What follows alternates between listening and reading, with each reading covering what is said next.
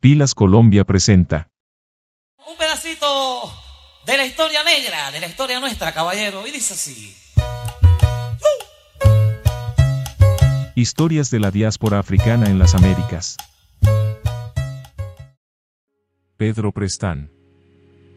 La historia de Pedro Prestán, como la de muchos afrodescendientes, ha sido tergiversada, olvidada o borrada de la historia oficial de Colombia. Esta corta semblanza es un reconocimiento a su valentía y defensa de un ideario nacional que vale la pena recordar y reconocer.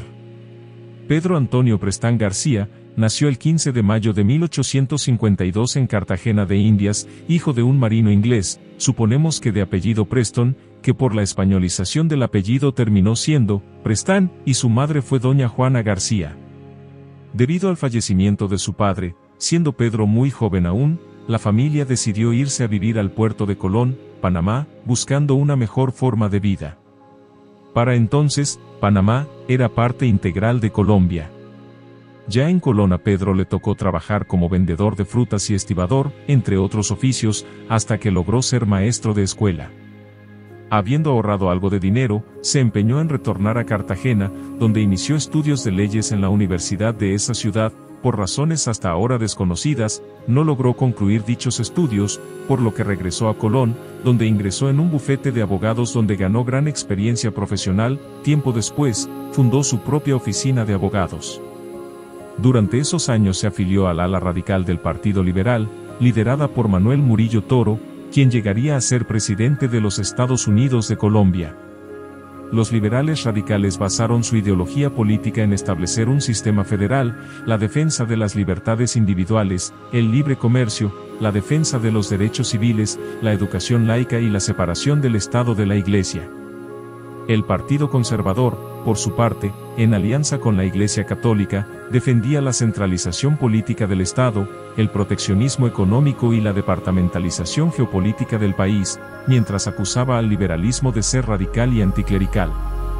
En medio de las tensiones políticas, Pedro Prestán fue electo presidente del Consejo Municipal de Santa Isabel y 5 años después fue elegido diputado a la Asamblea Legislativa del Estado Soberano de Panamá por el departamento de Colón.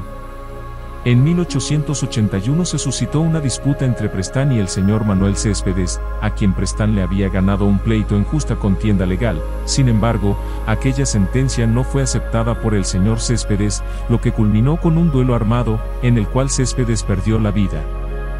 José Céspedes, hermano del difunto, un adinerado comerciante y prefecto de Colón, movió sus influencias para encarcelar a Prestán violando su fuero de diputado.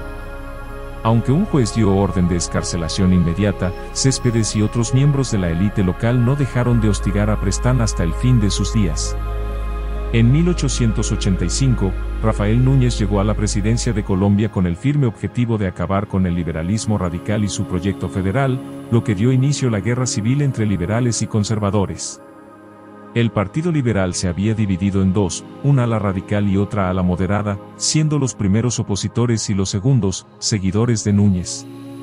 Ese mismo año surgió en Colón un movimiento revolucionario, encabezado por Prestán, quien había mandado a comprar armas y municiones en Estados Unidos, para hacer frente al ejército conservador.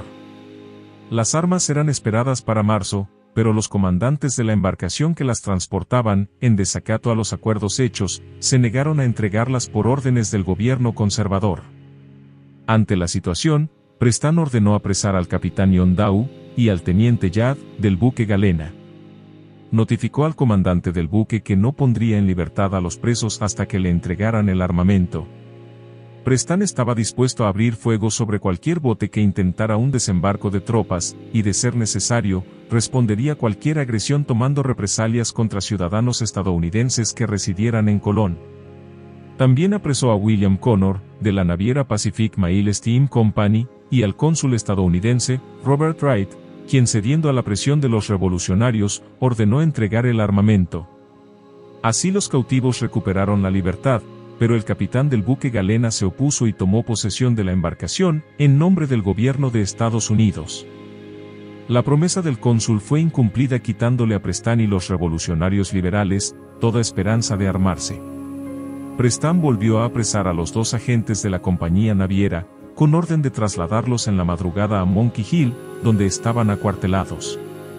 Colón fue sitiada por Preston y sus 200 hombres, por lo que el gobierno conservador regeneracionista envió fuerzas en un tren de la concesión norteamericana ferroviaria, con 160 hombres bien armados. Al arribo de las tropas, se dio un combate en el que también participaron 800 marines estadounidenses. Estos últimos se tomaron las inmediaciones del ferrocarril por ser de su interés, apoyando así las fuerzas gubernamentales conservadoras de Núñez.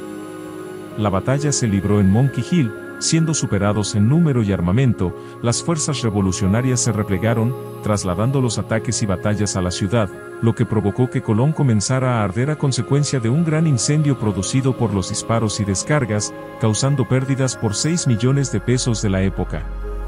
Pedro Preston fue responsabilizado de lo sucedido.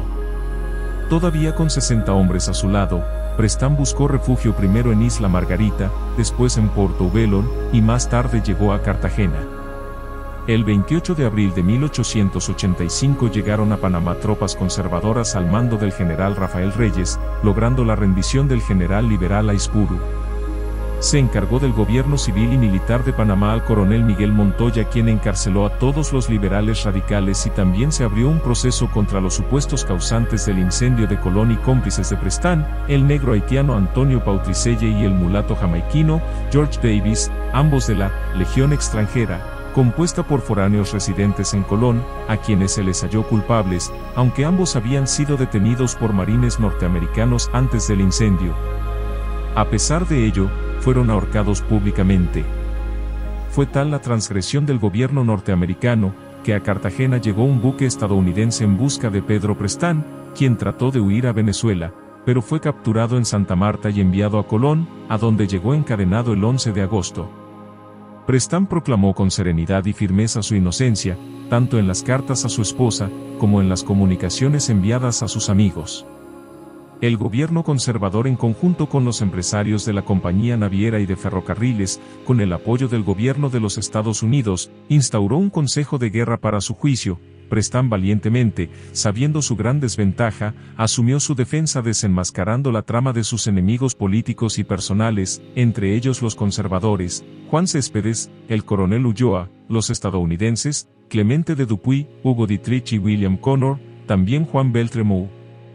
Todos fueron jueces y parte acusadora en el juicio. Además, declararon falsamente en contra de Preston.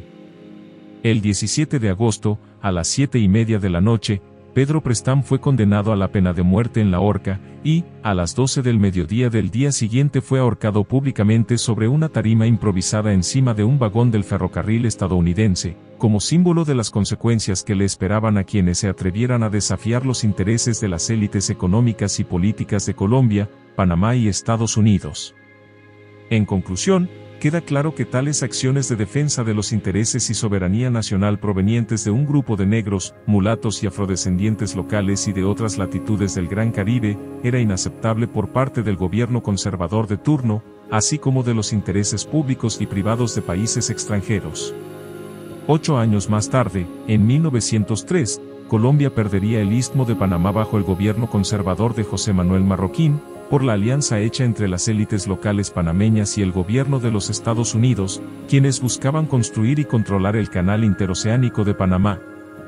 Antes de morir, Pedro Preston perdonó públicamente a sus enemigos y su vida y muerte se desvanecieron en el tiempo y el relato de la historia oficial por su origen negro, hasta nuestros días.